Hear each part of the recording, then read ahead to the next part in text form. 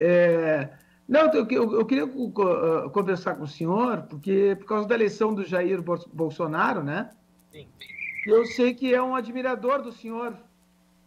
é um amigo, né? Aham. Ele conversou com o senhor depois da eleição, não? Sim, cara, acabei, inclusive eu botei no ar agora. Mas Ah, só é? boa, assim, só para comemorar durante um minuto.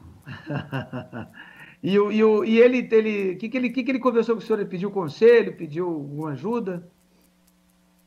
Não, ainda não, ainda não. O negócio vai ser eleito, estava assim, apenas celebrando o acontecimento. Depois, se Aham, ele quiser conversar alguma coisa mais longa, a gente pode conversar, não tem problema. sim. Mas o senhor, que tipo de sintonia que vocês têm? Quais são as ideias que vocês têm em comum? Eu não sei, eu conheço as minhas ideias, eu sei o que eu escrevi, eu sei que ele leu bastante coisa minha ou alguma coisa, mas o que ele captou, não, realmente não sei, isso é com ele, né? Ele é que tem que responder isso. O senhor acredita que ele seria, porque ele é um nacionalista, né? O senhor acredita que ele poderia fazer um governo liberal nos moldes, do que o senhor defende? Acredito que sim, inclusive o fato de ele ter chamado o Paulo Guedes para ser o ministro da Economia já diz tudo. Sim. Na verdade, não há outra economia, só existe economia liberal. Existem dois tipos de economia: existe economia liberal e existe economia fascista. Socialismo não existe, isso é uma besteira. Quando eles falam que é socialismo, eles estão fazendo fascismo, na verdade. Sim. É por É, isso que eles, por isso que eles vivem chamando os outros de fascistas, porque são eles mesmo, porra. aham. Mas o Paulo Guedes é um economista no qual o senhor confia? O senhor confia nas ideias dele? Olha, eu só conversei com o Paulo Guedes uma vez, né? Fiquei muito impressionado, ele conhece muito, muito de economia, né? O que o senhor diria? O que o senhor acha que ele teria que fazer? Por exemplo, ele está falando agora em fundir ministérios, reduzir lá os ministérios a 15 ou 16, está falando na reforma da Previdência. O que o senhor acha que ele deveria fazer para que as coisas dessem certo? Olha, eu acho que isso aí é absolutamente indispensável. Quer dizer, simplificar a máquina estatal, diminuí-la e transferir responsabilidades do Estado para a sociedade, o máximo que ele puder, em todos os setores. Agora tem que tomar o cuidado seguinte: não pode fazer aquela privatização tipo Fernando Henrique, que é para dar as empresas do Estado para os amigos dele. Ele só não pode fazer isso. Mas isso o Bolsonaro não vai fazer. Por que o senhor acha que ele não vai fazer? O senhor confia nele, acha que ele. eh, Primeiro, primeiro porque ele não tem amigo vigarista, como o FHC tinha tantos. FHC, Zé Serra, todo mundo, né? Lula. Ele não tem amizade com o vigarista, que eu saiba, eu não conheço nenhum. Aham. Em seguida das privatizações, o que mais que o governo tem que fazer para que funcione, para que realmente o Brasil se transforme numa economia liberal, como o senhor defende? Tem que resolver esse problema da segurança, tem que quebrar as pernas do narcotráfico, isso aí tem que fazer. E, Como e, fazer mas isso? Eu realmente eu não sei.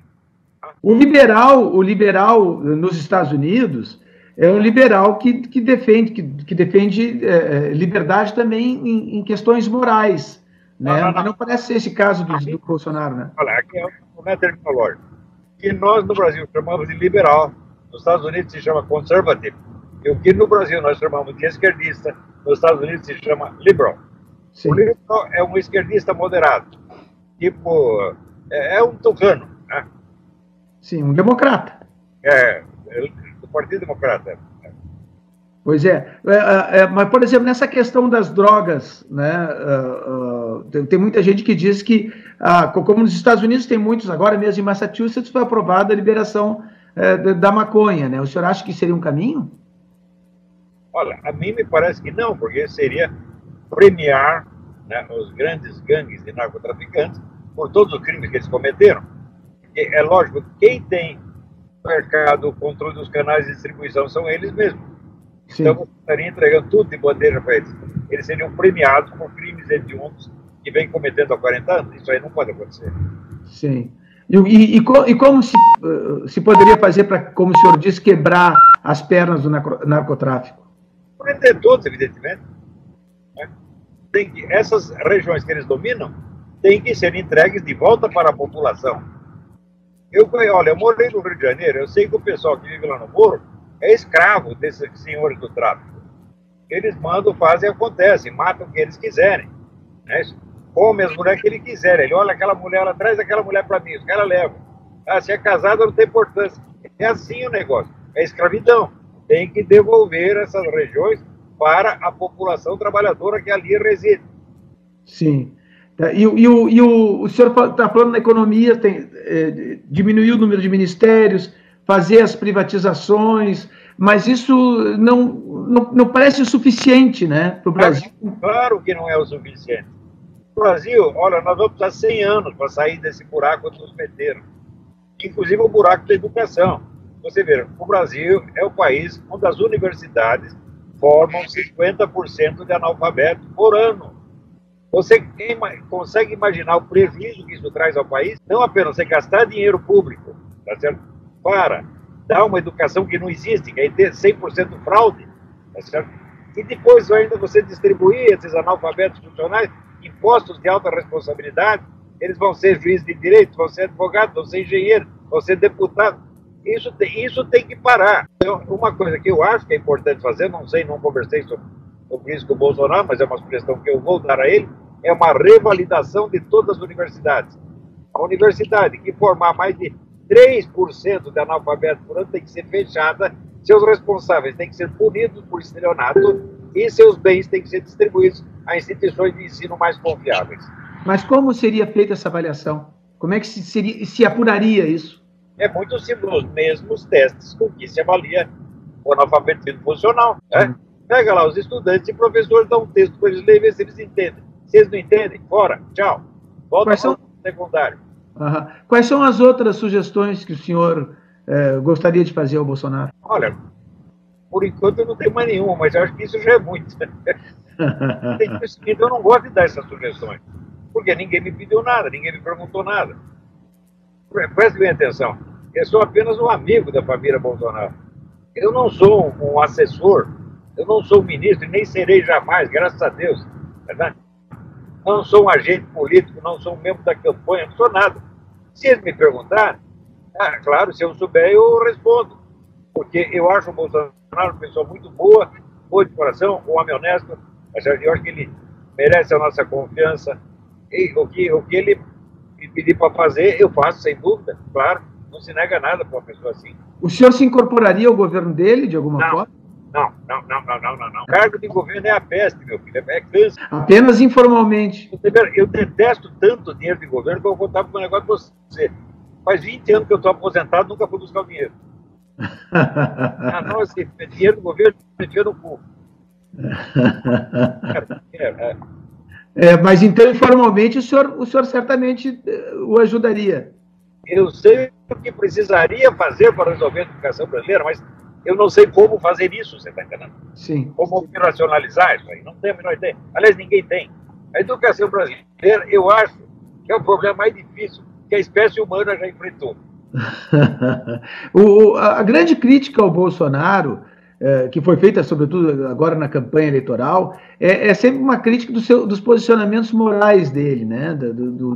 Dos embates que ele teve aí com questões de diversidade, de gênero, essas coisas todas. Olha, o que ele disse é o seguinte: eu não quero política de gênero nas escolas infantis. É só isso. Mas quanto a essas questões, por exemplo, com mulheres, aqueles embates dele com a Maria do Rosário, aquela coisa toda? Olha o seguinte, ele disse que a Maria do Rosário não merecia ser estuprada. Ele devia falar que ela merecia. Porque assim, você merece ser estuprada. Se falar que não merece é crime, então falar que merece deve ser uma coisa legítima, legal. É absurdo. O juiz que assinou isso é um analfabeto funcional. Ele não entende a língua portuguesa. E todos os outros que acusaram por isso simplesmente são analfabetos funcionais metidos. O analfabetismo funcional traz uma certa vantagem. Se o sujeito não entende o que está lendo, ele está livre para ele inventar o sentido que ele bem queira, bem deseja. Agora já ontem, já houve, nessa terça-feira, houve manifestações contra o Bolsonaro, está em algumas cidades do país, São Paulo, sobretudo. O senhor acha que vai haver muita pressão dos movimentos sociais contra ele? É um bando de comunista, filha da puta, movimento social, caralho. Vamos chamar comunista de comunista. Todo esse pessoal está trabalhando para o Maduro, está trabalhando para Cuba, está trabalhando para a China comunista, e todo mundo sabe disso. E agora fica esse negócio de enfeitando esses movimentos sociais. Movimentos sociais do caralho. Olha, se, veja, metade do país não vota no cara. Vamos dizer, as mulheres estão contra ele. Tem 5 mulheres na Rede Globo contra ele, porra. E esse pessoal de estudante representa alguma coisa? Estudante está lá na universidade só para fazer suruba e fumar maconha, isso não tem tudo, não gosta nenhum. São esses os analfabetos funcionais que amanhã ocuparão cargos públicos. O senhor nada que está aí gritando fora, não querendo Bolsonaro, vai ver aqui, faz o exame de português. Se não passar, te põe na rua. É assim que tem que ser. O senhor acha que os movimentos sociais, esses todos, eles têm uma articulação internacional? Se você chamar de movimento social de novo, eu acabo com a entrevista. Social, o caralho, entendeu? Isso aí é o bom e velho Partido Comunista. Tá? Você lê os documentos do Foro de São Paulo, você lê os documentos internos do PT, você lê o documento interno do PSOL, isso aí é a boa e velha tradição comunista. Como sempre, mudando de pele, assumindo novas aparências, novos nomes, e trouxas como você, se deixando enganar, se é que você não está compliciado com eles também, porque não custa. Eu não sei se você recebeu uma propina, se você recebeu uma mortadela, eu não sei, não te conheço, espero que não. Não estou te acusando, mas olha, eu fui jornalista, sou jornalista há mais de 40 anos, há meio século. Eu sei da penetração do Partido Comunista na classe jornalística. Penetração é 100%, quase 100%. É o jornalismo do Brasil. Não passa de, vamos dizer, um instrumento da estratégia comunista. O senhor fala sempre da escola de Frankfurt, né? Marcuse e tal. Seria esse digamos assim, o quadro do que acontece no Brasil, nesse setor? Não. Uma boa parte do movimento ainda é o bom e velho comunismo leninista. A escola de Frankfurt já é um requinte, né? Então, tem uma parte que segue a escola de Frankfurt tal como a entendem. Por exemplo, o Haddad é meio metida frankfurtiano, né? Mas isso aí já é um requinte. Agora, o grosso, né, o pessoal de MST, PSOL, essa coisa toda, isso aí ainda é o bom e velho, é o chamado centralismo democrático, quer dizer, democracia para nós, e nos outros pau no cu. E a figura do Lula, né, que centraliza isso tudo, que é o grande líder e tal. Ele é um enrabador de cabrita, você não sabe disso, não? Um homem que se gaba de comer cabrita. Como é que você pode levar a sério? Como é que você pode conversar 2 minutos com um sujeito desse? Vai lá conversar com suas cabritas, rapaz. Isso aí é um psicopata, um coitado. Né? O senhor acha que ele não vai acabar sendo libertado e novamente liderar alguma oposição ao Bolsonaro, por exemplo? Liderar, ele não consegue sair na rua, o pessoal cospe na cara dele, pô. Primeiro, ele nunca foi líder, ele foi um símbolo do partido. Eu sei o que é um líder. Né? Líder é o ser que dirige, que mostra o caminho e vai na frente. O Lula nunca foi na frente, o Lula sempre foi atrás. Ele é o cara que segue o que a Assembleia do Partido decidir. Ele não tem autoridade, nunca teve autoridade nenhuma. Ele é o cara assim, que ele está de bem com todo mundo, né? Dá tapinha nas costas, fica de bem, faz um... E por isso mesmo ele foi escolhido como símbolo. Né? Também não esqueça o seguinte, os comunistas do Brasil, eles durante décadas tinham um complexo de que no meio deles não tinha um único operário. Só tinha jornalista, intelectual, médico, deputado. Daí apareceu um operário, eles tiveram um orgasmo. Então, um operário. É ridículo, meu Deus do céu. O senhor diria que o José Dirceu é o líder do PT? É o verdadeiro? O Zé Dirceu é outro nível. O Zé Dirceu é um agente secreto formado em Cuba, porra. Agente secreto do serviço militar cubano. Serviço secreto militar cubano. Esse não é um Zé Mané, né? Esse tem cabeça. Ele e o Palocci, que foram os mentores, digamos assim, do PT. Mas acontece o seguinte, o Palocci é igualmente inteligente, o Palocci é brilhante, mas acontece o seguinte, o Palocci não é um homem de ferro que nem o Dirceu.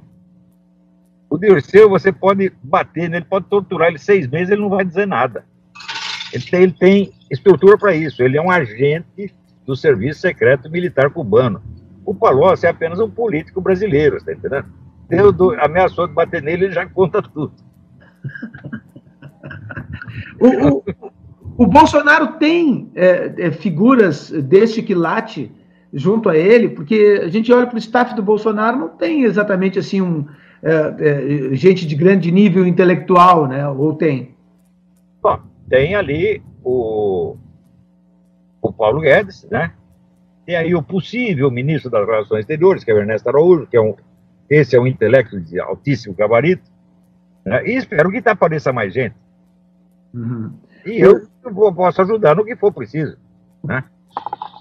Eu, modesta parte, eu tenho formado várias inteligências de primeiríssima ordem, como o Felipe Martins, é o melhor analista político do Brasil, meu aluno, né? O que o senhor acha do Sérgio Moro no Ministério da Justiça? Oh, maravilha, maravilha, esse grande homem, é? Um dos 2 ou 3 homens honestos que tem nesse país. Eu acho que é ótimo, tem que dar para ele tem que fundir o Ministério da Justiça com o Ministério da Segurança Pública, entregar tudo na mão dele. Mas o senhor acha que a Lava Jato poderia ficar prejudicada por causa disso? Não, tem que ter uma Lava Jato nacional, você está entendendo? Sim. Tem que ampliar essa Lava Jato, é. E aí o Sérgio Moro, como ministro, seria a pessoa capaz de fazer esse... Ele tem que ser o grande chefe da polícia, tá entendendo? Ah, da polícia. O que o Brasil mais está precisando é a polícia. Tem criminoso demais nessa merda, a pessoa não percebeu ainda. Você vê o que esse PT fez com o negócio do BNDES. É assim, é questão de mais de R$1 bilhão. É? Você imagina o que dá para fazer com R$1 bilhão? Quantos hospitais você não faz? Quantas vidas você não salva? E ele pegando esse dinheiro para dar para os amigos dele, aqueles filhos das putas, aqueles ditadores sanguinários. Né? E que é isso? A gente já perdeu totalmente o senso moral? O senhor não é capaz de julgar mais isso?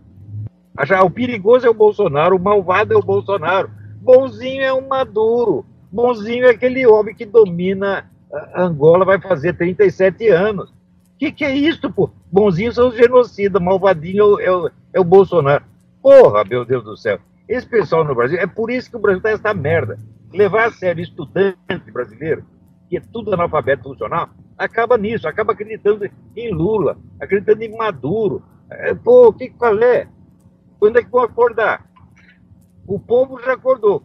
Agora, a elite dita pensante, jornalista, estudante, gente do showbiz, ainda está dormindo.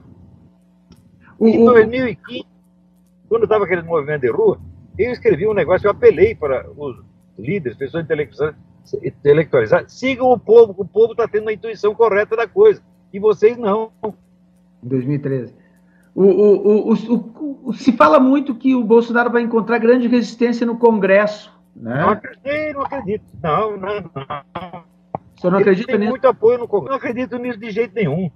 Vai ter aqueles petistas histéricos, psolista histérico gritando. Né? Mas ele tem uma ampla margem de apoio no Congresso.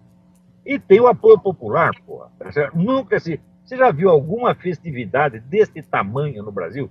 Mesmo na Copa do Mundo? Não tem. O cara botou 3 milhões de pessoas na rua só na Avenida Paulista. Isso nunca aconteceu. Para comparar, enquanto ele juntava 3 milhões ali, e o Haddad, o cagado, juntava 50 ali na esquina. Tudo pago com mortadela. Porra, é preciso ter um pouco de senso das proporções. Né? O Bolsonaro, ele é efetivamente um líder popular, sem a menor sombra de dúvida. E ele não é um fascista, ele não é um autoritário, não é nada disso. Vocês vão ver. Esse cara vai fazer um baita governo. Conversa comigo daqui a 4 anos e você vai ver.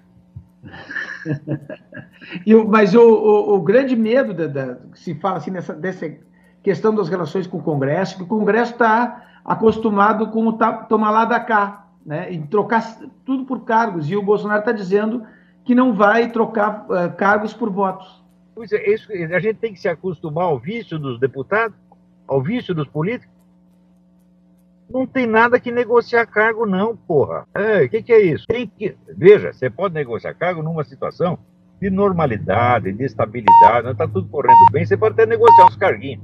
Mas nesta emergência que o Brasil está, né, com essa desgraça que aconteceu na nossa economia, com esse estado de falência nacional, com esses 13 ou 14 milhões de desempregados, com 70 mil brasileiros sendo assassinados por ano, você vai pensar em negociar carguinho? Não, você tem que pôr as pessoas capacitadas para resolver o problema. É uma coisa de emergência, é uma coisa de sentimento de humanidade. Nós não podemos deixar que brasileiros continuem sendo assassinados desse jeito. Não pode deixar que milhões de meninos vão para a escola e sejam enganados.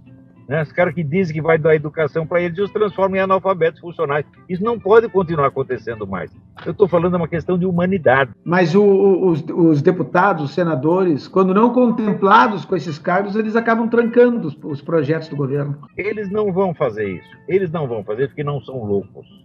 Porque eles conhecem a força da pressão popular. Né? Eles não vão se expor a ser odiados pela massa, desse jeito. Nem eles vão fazer isso, nem o STF vai fazer isso. Olha, já viu aquela ditado mineira, quem tem cu tem medo? Eu acho que todos eles têm um. Pelo menos um, alguns têm 2 ou 3. O senhor está indo para onde agora? Estou indo aqui para Richmond buscar minha filha na escola. Ah, tá. O senhor saiu, é na Virgínia, né? É a Virgínia, a capital da Virgínia aqui. Ah, então tá bom. Então tá, muito obrigado. Então tá bom aí. Boa sorte para vocês aí.